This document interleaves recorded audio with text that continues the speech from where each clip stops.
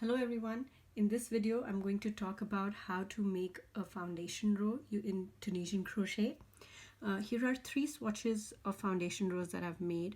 The first one is made in the back loop of the chain only. This one is made in the front top loop, and this one is made in the top and back loops together. So I'm going to show you how to do this. We start with a chain and here.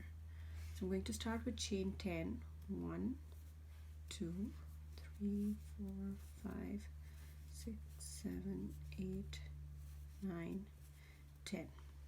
Now if you look at a chain, there are three parts of every chain stitch. So if you look at this one, there is a top loop, a bottom loop, and if you turn this around, there is a back loop. So depending on where you insert your hook or which loop you pull up onto your hook, the foundation row will look different. So I'm going to start making the foundation row in the back loop, the first one. So here, so you have to find the second chain from your hook, so the loop on the hook doesn't count. So this is 1 and 2. So in this one I'm going to find its back bump and insert my hook, yarn over, pull through. So that is how you make a stitch in the back loop. So I'm going to continue doing this throughout. I'm going to locate the back loop of each chain and insert my hook, yarn over, pull through, insert my hook, yarn over, pull through, insert, yarn over, pull through. Just going to do this all the way till the end. I find this one to be the hardest to do because as I go away from the beginning stitch, I feel like it gets a little tight. I don't know if it's because of the way I make my chain or if it's just the nature of how Tunisian crochet works up, but you will see why I prefer this method over others. So I have all these stitches on my hook now. So I have 10 loops on my hook at this point. 1, 2, 3, 4, 5, 6, 7, 8, 9, 10.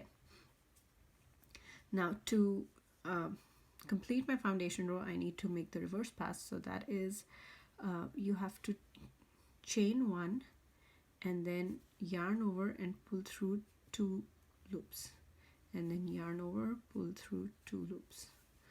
You continue doing this all the way till the beginning of the row. So here, so this is how it looks. So I really like this method because of 2 reasons. One, if you see this edge, it's very nice and clean. It has the 2 loops that we did not pick up on the chain that form the edge, and it's very nice and neat. Now the other reason why I really like this is because it helps with curling. So if you use curling stitches, which most Tunisian stitches will curl your fabric, so you need to consider that while you're picking your hooks and working on your projects. But this particular foundation row method helps a little bit with it. So that's mostly it. I'm going to now, so this was the first swatch. This is how it looks. Now I'm going to do the second one, which is in the top loop only. So again, I'm going to start working with, I'm going to make a chain,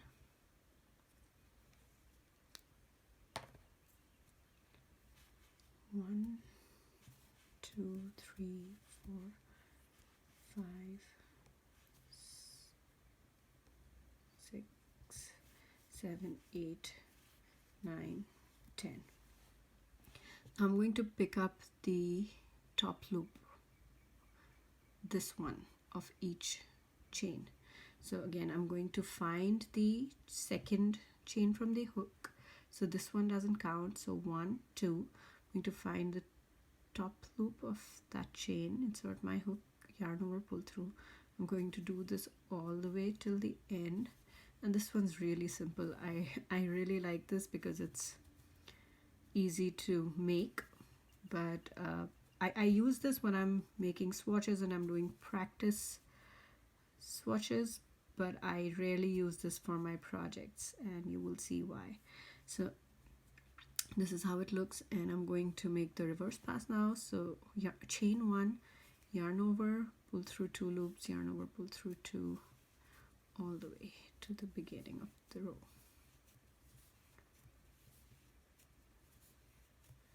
And this is how it looks.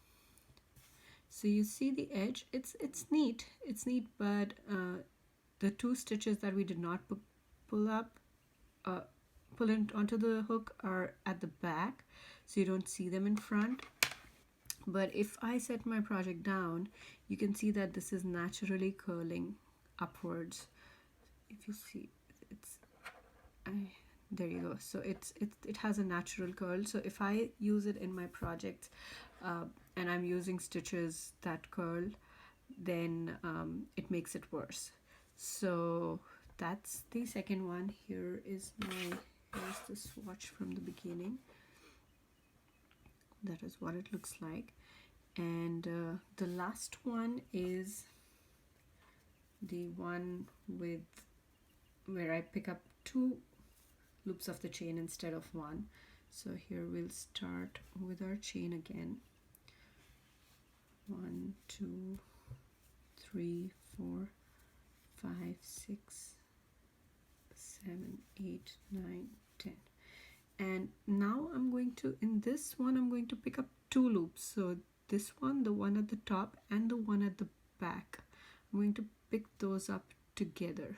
So there'll be 2 vertical bars on your hook. And so that is usually how I make my foundation row in my regular crochet projects. So you have to find the second chain from the hook. So leave this, this doesn't count. So 1, 2. So the second one, just find the 2. You're basically leaving the one at the bottom behind. So just yarn over, pull through, yarn over, pull through, all the way till the end.